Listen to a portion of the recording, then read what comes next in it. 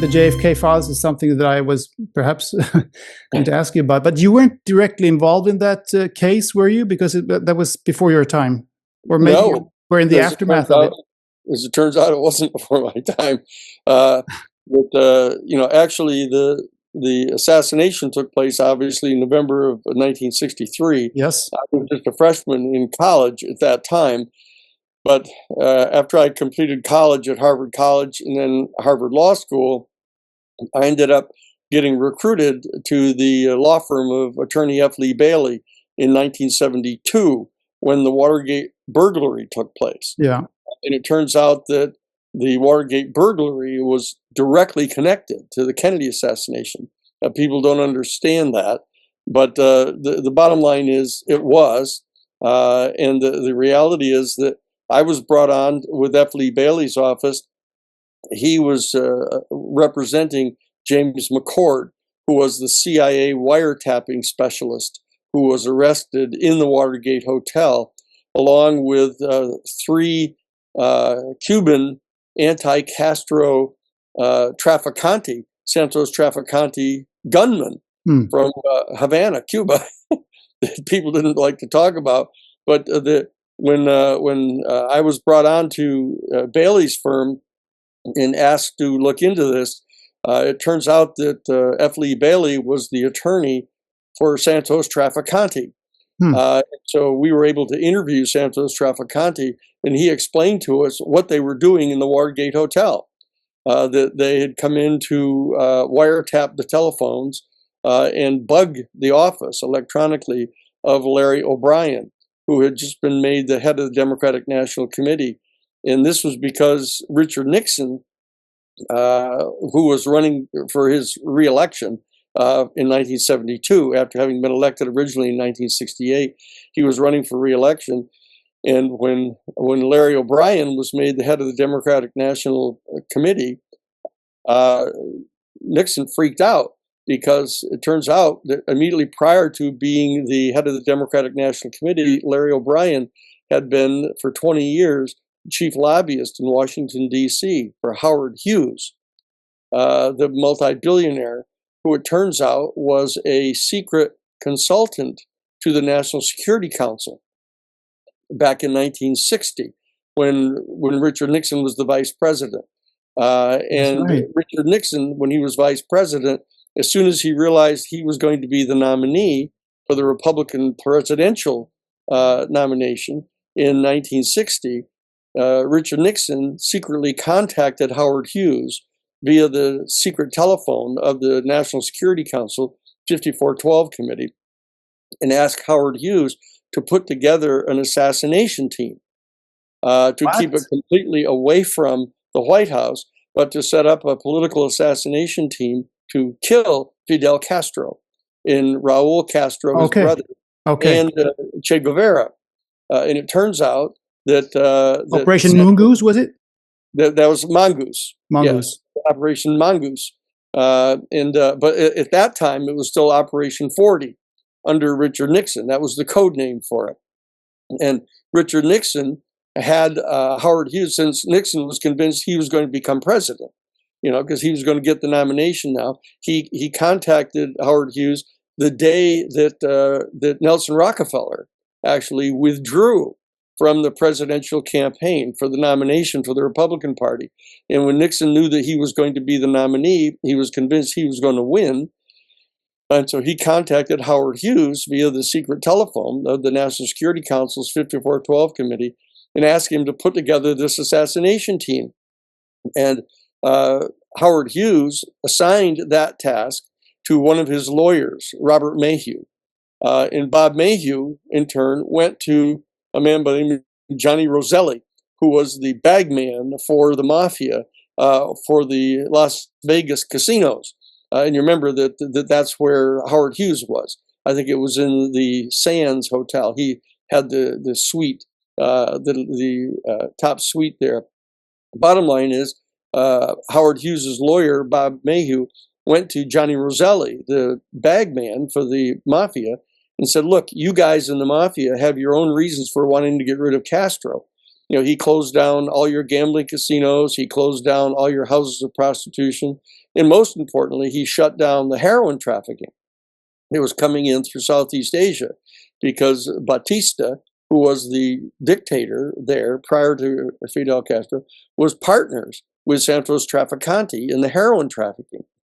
And so when Johnny Roselli was contacted by Bob Mayhew and asked to get his people to set up an assassination team, bottom line is he had to go. Johnny Roselli had to go to his principal, who was Sam Giancana in Chicago, and pitch this thing to him, saying, Nixon's getting set to be president. He wants this assassination team put together. He's contacted Hughes to do this, so it's completely away from the White House. And so that I'm coming to you now, to Sam Giancana, to see if we can do this. Giancana said, well, wait a second. That's Trafficante's territory. He's the Don of Havana in the mafia down there. So we have to go down and consult with him. And they did in September of 1960. This all happened in June of 1960. And then by September, they were sitting down with Trafficante. Trafficante agreed to do that. And he selected 15 men who had fled with him out of Havana, Cuba, in January of 1959, when Batista was overthrown by Fidel Castro. And the mafia guys all moved out, and they came up to Florida, to Tampa and Miami. And so what happened is Trafficante selected 15 men who were his gunmen from down in Havana, who are now up in Miami and Tampa. But they had been recruited by Richard Nixon to participate in Operation 40, to go in and blow up bridges and burn sugar fields and poison sugar shipments and stuff that were being sent out around the world to try to destroy the economy of Cuba under Fidel Castro. So Trafficante put together that assassination team to kill Fidel Castro. And it turns out that's the team that killed the president. And the bottom line is that when Bob Mayhew, when Richard Nixon was later president in 1968 and was running for re-election in 1972, when Larry O'Brien was made the head of the Democratic National Committee to challenge him in the election, Nixon was terrified that somehow Larry O'Brien, as the chief lobbyist for Howard Hughes, had discovered that it was Richard Nixon that actually put together the assassination team that ended up killing the president. Major political rival, and he was terrified that Larry O'Brien might know about this and might be wanting to use it against him in his campaign. And so what he did is he had the plumbers unit, the White House plumbers unit, go in and burglarize his office and wiretap his telephone and electronically bug his office, so Nixon could find out whether Bob Mayhew knew about this and was going to use it against him. And that's the smoking gun conversation. Okay. The famous smoking gun conversation. The burglary got caught on the 17th of June of 1972. And on the 21st of June, just 4 days later, Bob Haldeman, the chief of staff for Nixon, comes into his office, not knowing that the recordings were going, but comes into the office and says, Mr. President, I think we've got a problem here. He says that Pat Gray, the new head of the FBI, just contacted John Dean, our White House legal counsel, and said that the FBI is now wanting to investigate a bank down in Mexico City because Bernard Barker, one of the burglars, had been found with a number of $100 bills, sequentially numbered $100 bills inside his jacket pocket when he was arrested. And they tracked these $100 bills back into Banco Internacional down in Mexico City. And it turns out that that money had come out of an account that was set up back in 1960 to fund the Assassination training base that was down in Oaxaca, Mexico, on the ranch of a fellow by the name of Clint Murchison Jr. So when you were involved in the Watergate thing there, all of this surfaced again. This is what you got to know when you dug into that material. That's right. We uncovered all this because Santos Trafficante, when I was saying, what the hell are 3 Trafficante gunmen doing in the Watergate Hotel with this CIA wiretapping guy? And so since it turns out Trafficante was Bailey's client, we got to interview him in detail. And it was under this attorney-client conversation that we had with him, completely off the record. And he had absolutely no reason to lie. And it turns out that F. Lee Bailey was on Index 4. He was one of the 4 attorneys that were retained on retainer to represent any CIA person who was caught engaged in a covert operation stateside, which is completely illegal for them to do that. And so that because Bailey was a CIA lawyer, basically unbeknownst to us at the firm, and Trafficante was a partner in the heroin trade down in Havana, not only with Batista, the dictator, but their third partner was a fellow by the name of Paul Helliwell, who was a full-time CIA operations officer who was running a thing called the Sea Supply Corporation, which was the Southeast Asia Supply Corporation, and a percentage of the heroin profits that were being generated by this partnership of Batista and Santos Trafficante and Paul Helliwell, a portion of the profits were being filtered off to buy weapons and explosives to be smuggled to the Kuomintang in China by the Central Intelligence Agency. And that whole operation was going on. I found out all about this. Here I am. And I was going to ask you. It sounds like a Hollywood movie, and I was going to ask about Oliver Stone. How close to the truth was he in his JFK movie? Well, he had gotten a piece of it. Yeah. He had found out because Cuba is involved there. I mean, the whole Cuba thing. And that's right. That's a free Cuba group that was down in New Orleans, and they recruited Oswald at some point. That's right. And Oswald was one of the guys that was working with Guy Bannister and David Ferry and those guys in New Orleans to supply military equipment to one of the anti-Castro Cuban refugee paramilitary bases that was at the northern end of Lake Pontchartrain, right out of New Orleans. There were 5 of these. There was one on No Name Key in Florida, one on Swan Island, one in the Everglades, one at the southern tip of Lake Pontchartrain, and one at the northern tip. And Guy Bannister and the guys that Oswald was working with were supplying military equipment to the anti-Castro Cubans, and the whole thing was setting up Lee Oswald to look like he was a sympathizer of the Cubans, of Fidel Castro, in the Fair Play for Cuba Committee, right? That whole thing was a setup.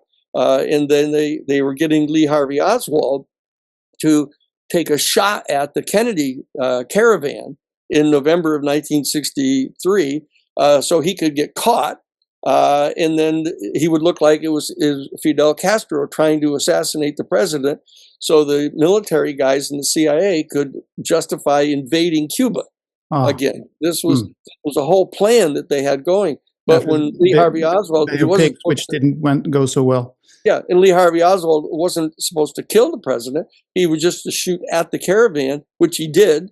He shot the first shot, and then much to his total surprise, there was a whole team of 15 assassins that were all organized through the task force, all laid out around Daley Plaza, and slaughtered the president. That's why Oswald ran away, trying to escape, and ended up killing Tippit, the Dallas police officer who was sent to kill him, and killed him, and got arrested actually for killing Tippit. That's what happened. I mean, he was under arrest for killing Tippit, and they began interrogating him, and he started saying, "Wait a second, something's gone wrong here. I'm just a patsy here. I need legal help. I need legal help." And he actually asked to have a telephone call made that night from the Dallas Police Department, and it was to his handler, that he had been trained in a thing called Operation Redskin when he was in the Marine Corps. Long involved story, but he was working for a thing called Field operations intelligence, working, with, don't need all of them, but William D. Pauley was funding it, E.H. Hunt was funding it, and George Willoughby, who was the G2 for MacArthur. This is a very complicated story, but it's all extraordinarily detailed. Yeah. And I found out all about it. So is all of this going to come up to the surface now when the White House is, I just Trump administration is releasing all these documents? Yeah, I just briefed yesterday the task force, the task force on declassifying government secrets that's been put together by the House Oversight Committee. One of the tasks they have is investigating the Kennedy assassination and declassifying the documents. That's why they're coming out now. Yesterday, well, I met with them yesterday morning and explained this whole thing to them, and I'm going to be meeting again with them on the 25th of this month. So do you think they're going to release all of the documents, or are they still going to cover up some? It's not clear yet. They released 50,000 of them yesterday. They're going to be releasing another 30,000 of them later today at 5 o'clock Eastern time. We're in the process of going through these right now, looking to see if we can dig out the documents. Of course, they're not going to have a memo around saying, "Oh, by the way, we're planning to kill the president." but the bottom line is there's lots of other documents that are going to be verifying pieces of what we know about. Yeah, and every person has a code name, right? Which person? Every person that is mentioned in these documents. Yes. So, which makes it complicated as well. Well, yeah, and not only that, but the documents are numbered, but they're not described in any way.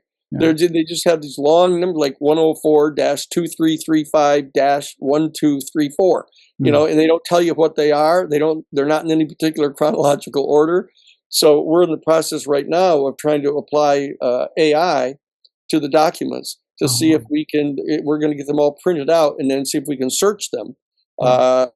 But we're engaged in that process as we speak. That's what I was temporarily distracted doing. Yes, well, fantastic. Thank you for telling us all of that, because I mean, it's a fascinating story. Everybody's interested in that as well. But I was thinking we were going to talk about UFOs, and we're going to do that. We are, because they're not unrelated. I know they're related as well. Okay, yeah, everything's related. So, well, not everything, but this particular thing is that Kennedy ordered after the Cuban Missile Crisis occurred in October of 1962. He and Nikita Khrushchev were so totally freaked out by how close they came to a complete thermonuclear exchange to destroy all of human civilization, basically, that the two of them began secretly communicating. There was a series of totally secret letters that were being carried back and forth between Khrushchev and Kennedy by a fellow by the name of Norman Cousins, who was delivering these letters back and forth. And in those letters, Kennedy and Khrushchev were planning together to order the disassembling of all the warheads of the nuclear arsenals, and to destroy the warheads, to back away from this ever again having a chance of destroying the entire world. And they were working out how they were going to do this. And on June 5th of 1963, Kennedy contacted John McCone, the new CIA director, and directed him to brief JFK on all the UFO information, because Kennedy and Khrushchev had worked out this deal that while disassembling all the nuclear warheads of the two arsenals, they were going to replace the economic impact of stepping back from the Cold War and stopping the massive spending in the nuclear area. And they were going to establish a joint Soviet and United States space program.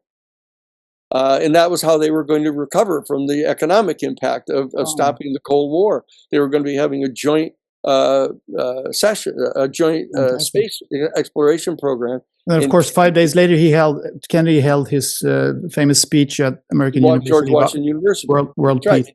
That's right. And this is what he was doing behind the scenes. And he demanded to get the information about UFOs because he was going to give that to Khrushchev as a sign of good faith, that he was genuinely going to be joining together in a space program with the Soviet Union and let them know that the United States knew that the UFOs were real. and that there was definitely, an extraterrestrial civilization around us that we were going to have to jointly cope with as the partners in the new space program. And it was him demanding that information from the CIA that tipped them that he was having these secret conversations through this completely non-authorized channel with Khrushchev. And when Alan Dulles found out about this, even though he was no longer the CIA director, but he was still in Washington, D.C., and he had loyalists inside the CIA. And as soon as they got that request on June 5th from Kennedy, knowing that he was going to share this with Khrushchev, they uncovered the fact that he had this secret line of communication going and realized that they were getting set to disassemble the nuclear warheads of the United States nuclear arsenal. And the China lobby was not going to allow that to happen. The China lobby was this extremely powerful group of American business people that basically housed in the Brown Brothers Harriman private investment group. They were all investment members of Brown Brothers Harriman, and Alan Dulles was legal counsel for Brown Brothers Harriman, where the China lobby resided. Okay, and they said they cannot allow the nuclear arsenal to be disassembled because they knew that the United States could not have a traditional land war with China, because China had already demonstrated in Korea, Incheon, that they could put 1 billion men in uniform and field them against the United States. And so the China lobby knew perfectly well that they could never confront China in a traditional war. So they needed to preserve the nuclear weapons to use against China. And so that it was a desperate situation when they discovered that Kennedy was actually in a position to order the disassembly of the nuclear warheads in the U.S. Nuclear arsenal. So we got a lot of internal enemies there. And that's what triggered it. What triggered it was his demand to be briefed in on all the UFO information, which he could share with Khrushchev. So it wasn't that the president was killed because he was demanding the UFO information. He was killed because when he demanded the UFO information and was in the process of trying to give it to Khrushchev as a sign of good faith, and they're entering into this new joint Soviet and U.S. space program to replace the disassembly of the nuclear arsenals. It was the disassembly of the nuclear arsenals that got him killed.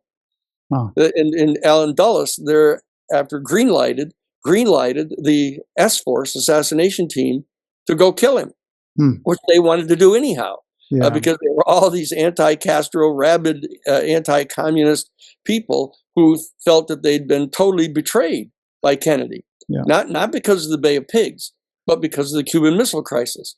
Immediately following the Cuban Missile Crisis, Kennedy ordered them to shut down all of their private nuclear or private anti-Castro bases. These 5 bases I told you about. Kennedy actually ordered them to shut down, and they refused. They actually, Frank Sturgis, who was the CIA liaison to the anti-Castro base that was on No Name Key, after being ordered by the president and the attorney general, Robert Kennedy, to stand down, he launched another attack on Cuba and actually sank a Russian ship in the harbor in Cuba, totally busting the agreement that Kennedy had now established with Khrushchev to stop doing all this, right? And so it jeopardized the entire dynamic of the relationship between Kennedy and Khrushchev. And so Kennedy ordered in U.S. Marshals, 6 helicopter gunships of U.S. Marshals into No Name Key, and burnt out their entire base and arrested all those guys, arrested all those anti-Castro Cuban guys, and charged them with a violation of the Neutrality Act. Now, he released them a week later, but it was basically a shot across the bow by Kennedy that you can't do this anymore.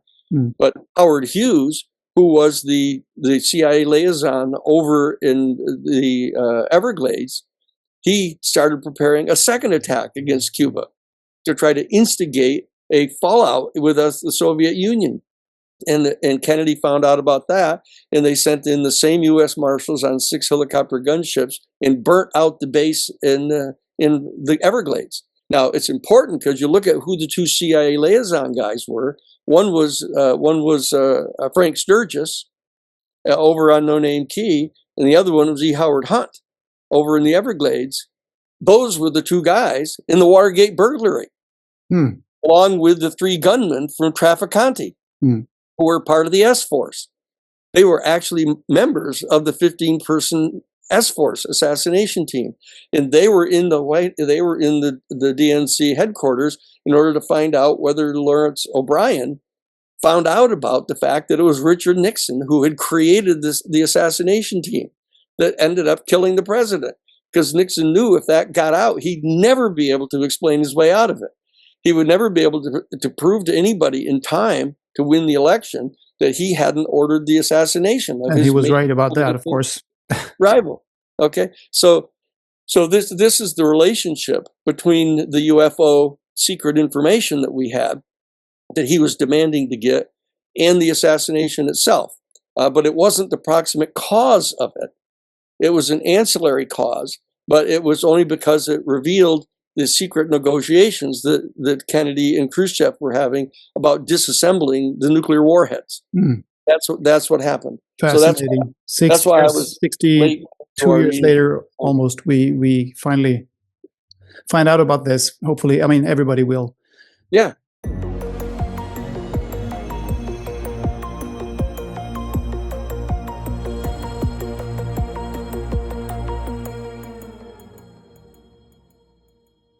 Hello, my friends. If you like this video, don't forget to subscribe and don't forget to hit that like button and share the video with your friends. Please support the channel if you can. I appreciate all the support. You can become a Patreon for as little as $1 a month, or you can make a one-off donation via PayPal if you wish. All the links are in the description box below. Thank you.